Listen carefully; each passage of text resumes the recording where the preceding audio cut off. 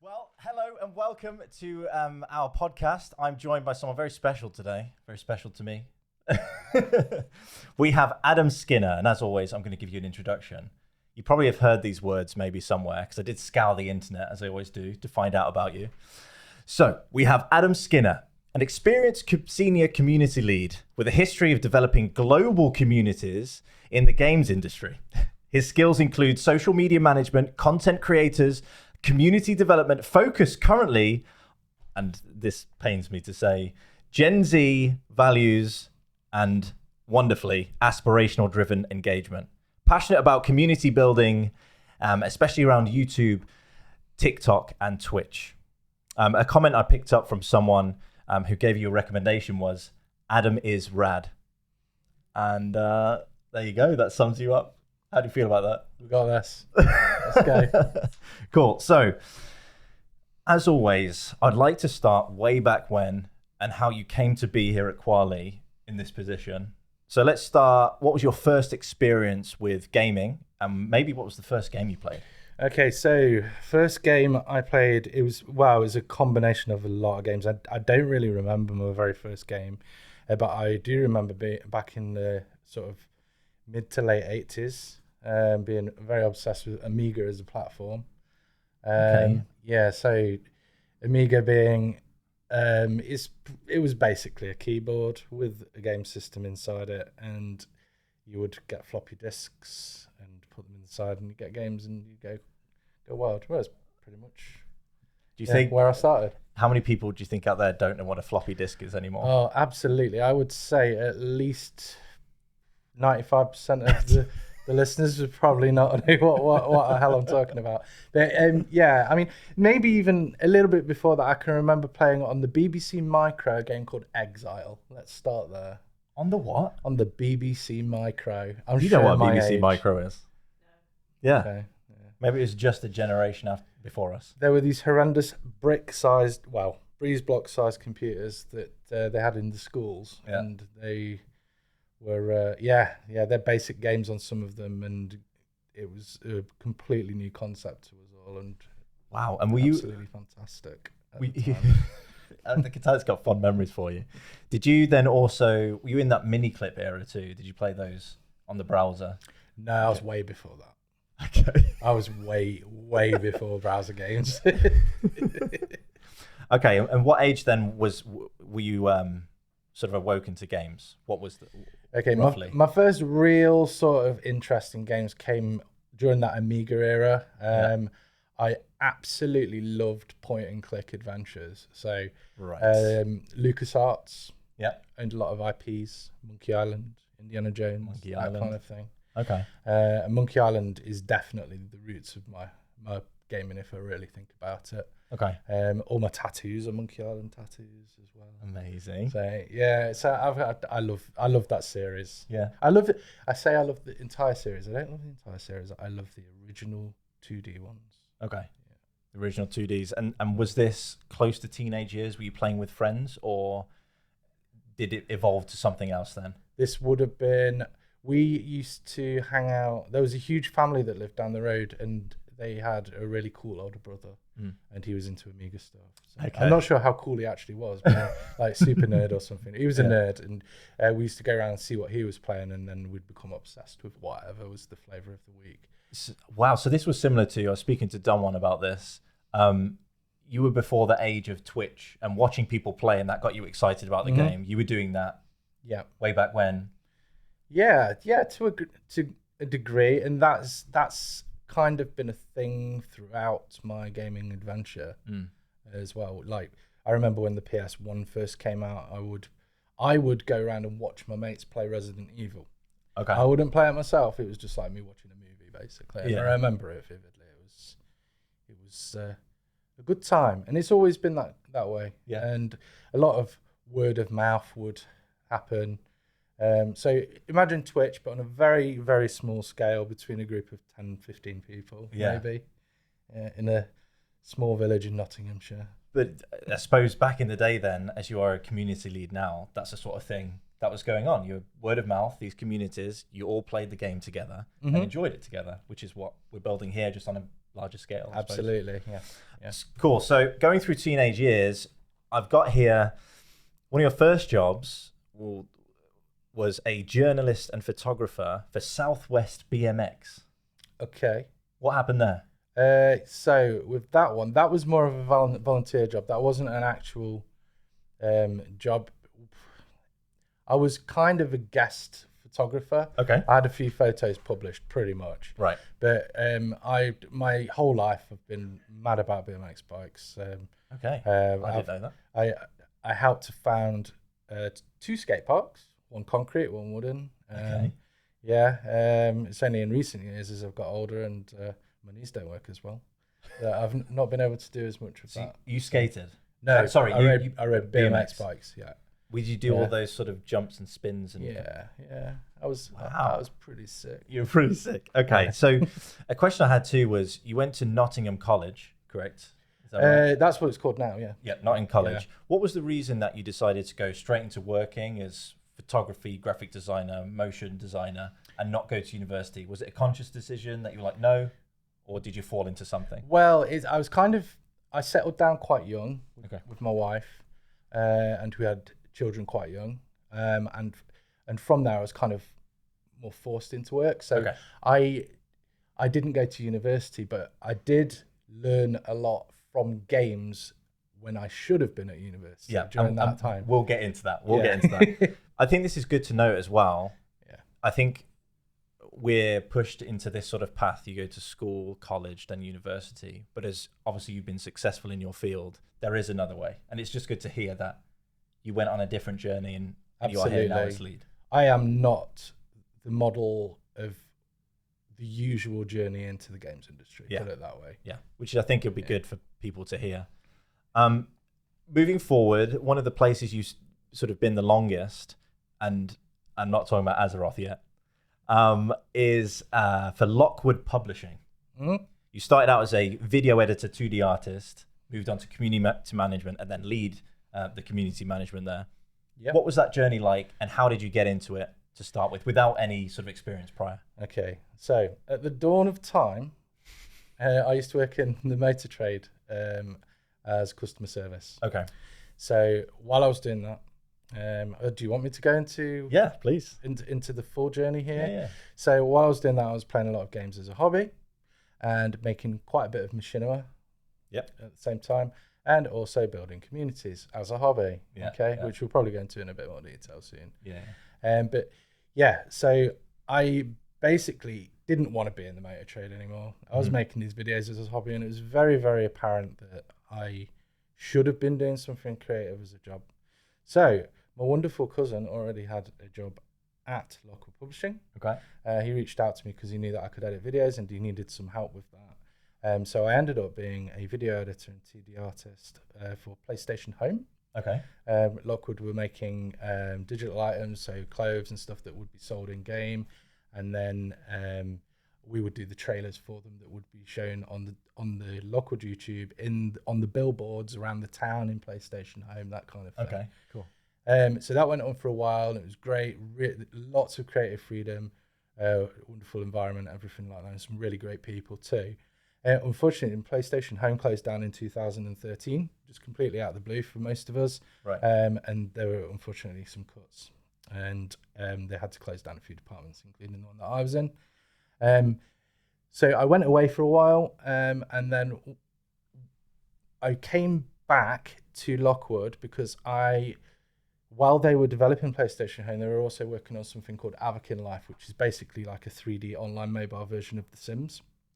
Okay. And because of my customer support experience and me building communities as a hobby, and also the 2D and the video work that I'd been doing before, I said, hey, you've got quite a lot of potential to build a community here. Mm-hmm.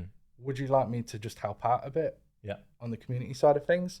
So they said, oh yeah, that'd be great. So I started, and it was very, very small amount of work to start with. And gradually they started picking up some momentum. I was feeding back about the community and what they actually wanted to do. It was a really nice vibe, what items they wanted making, that kind of thing. And I would then take that feedback, organize it, pass it on to the developers, and the developers would make it. And then it basically exploded. Right. It was great. We went from, an example of this being, we went from 50,000, 50, not 50,000, 50, followers on Instagram. And it grew to, I think it was just short of 800,000 before I left. Wow. Yeah, so it was a very community heavy project, and I learned quite a lot there. But what I did was I built our strategy around trust, and when you have trust, you become relatable. You carry on to building that trust within that community, and if communities feel listened to, the community will grow. Yeah, absolutely, and that's good to hear. It went from almost a hobby. You enjoyed it in your spare time. Mm-hmm. You saw a gap, and you said, "Hey, I can help you." Yeah, and then you learn the values of what it means to grow. Yes, I think that'd be good for people to hear as well. Really cool. Now, we're going to go on to something else that you like to do in your spare time. Okay. And that's wander around Azeroth. This is very true. So, Adam is a big WoW fan, World of Warcraft, and I also enjoy from time to time. We've got a quiz for you today. Now, this is a quiz I've tried to center it around Wrath of Lich King. I know that was that when you started? Or? Yeah, that's when I started. Just before we go into that, actually, just to mention, the game that I was talking about where I got my interest in community and started making machinima videos was World of Warcraft. So there's a bit of an ingrained joke with our friend group that I didn't go to university like a normal person. I went to a digital university. I went to Dalaran University. Went to Dalaran Which University. is the city during Wrath of the Lich King. Okay. Yeah. So you went to the Dalaran University, got you to here. Yeah, exactly. I think a lot of people will be happy to hear that. Yeah. So I think a lot of people went to that Dalaran University. Okay, so here is the World of Warcraft quiz featuring Adam Skinner. Now, some of these get quite difficult, but we'll see how far we get. Okay, and for those of you who don't know, we've got Maddie here producing, and if you've watched previous podcasts, she got 10 out of 10 on hers. Real test. I just wanted to add a bit more pressure there. Okay, question 1. How many discs was the Wrath of the Lich King? I believe that you've really tested me here. This is not the sort of question I was expecting. I think it was 3. Is that your final answer? That I'm going to go, because that is a guess. Okay. Yeah. The answer is 1. 1? That was the age where it moved from 3 to 1. Oh, no. I've already failed at the no, first it's fine. It's fine. Question 2. How many obelisks surround the Frozen Throne? I'm going to say 6. No. I'm going to pause for a second. Are you sure? No. I've not been to the Frozen Throne since 2002. The answer is 4. Oh, that was my second guess. That's close, though.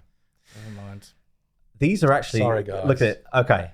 My guild is cursing me right now. This is going to be quite funny for them to listen to. Next question. How many mounts did Wrath of the Lich King add to WoW? And you don't need to give the exact number. I'll give you 2 choices. Below 60 or above 60? I think they went a little bit mad with it, if I remember right. Oh, no, because this is when a lot of them became like proper achievement based. I'm going to say less than 60.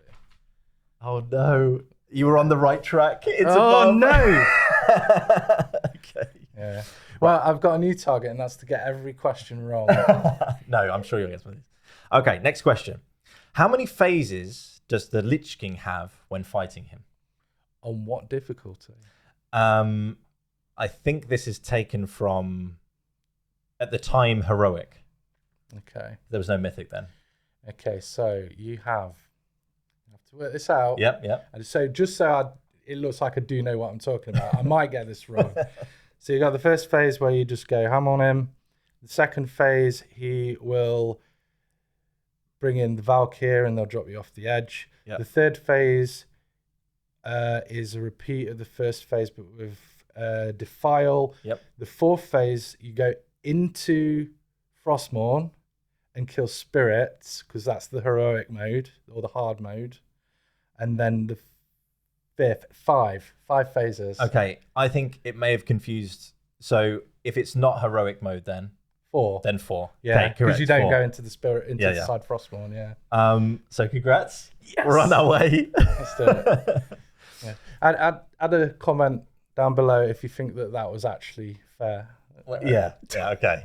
And also let us know if you got these right, and then you know more than Adam. Yeah, I'll take it. I know that you're a bit of a achievement hunter. Yeah. So this next question should be right for you. Okay. In WoW, how many achievements can you complete in Blackrock Spire? Do you know I got this from an easy quiz as well? Do you mean upper or lower or both?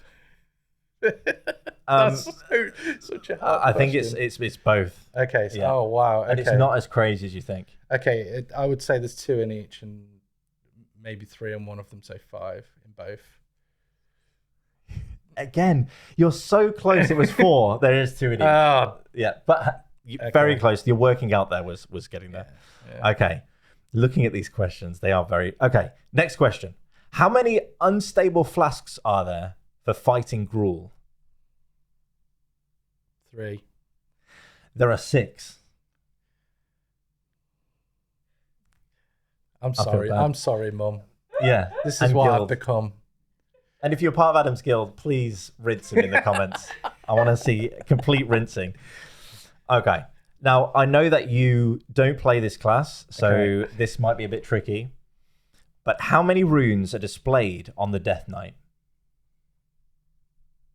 Runes? Yep. No idea. Do you know?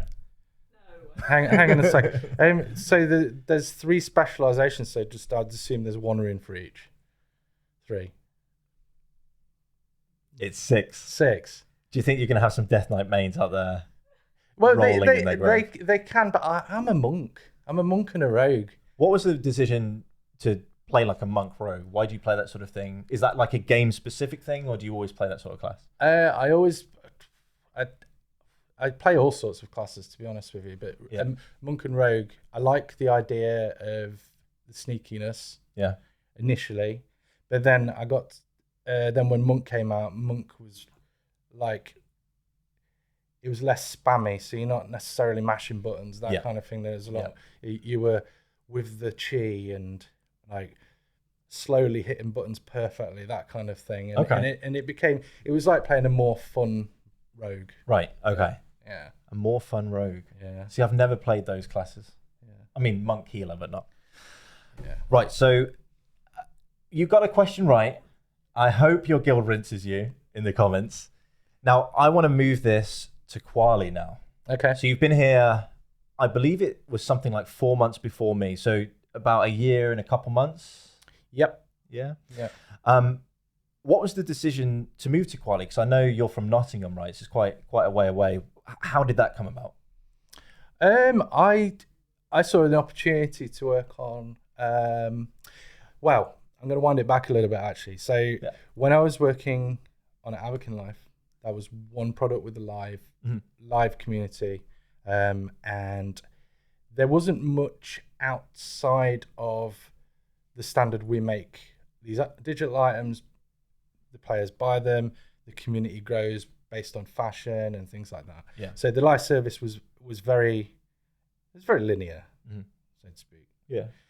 But what got me interested in Kwalee was going from that sort of flat single community experience to potentially having all of these indie developers coming in with different genres and different kinds of communities, and lots of opportunities to grow communities in different ways. Okay. So, for example, Scathe is a very different kind of game to Die by the Blade. Yep. Different kind of audience. We would have to pinpoint what would be their core community channels, where the best place to talk to them would be, how we handle them at events.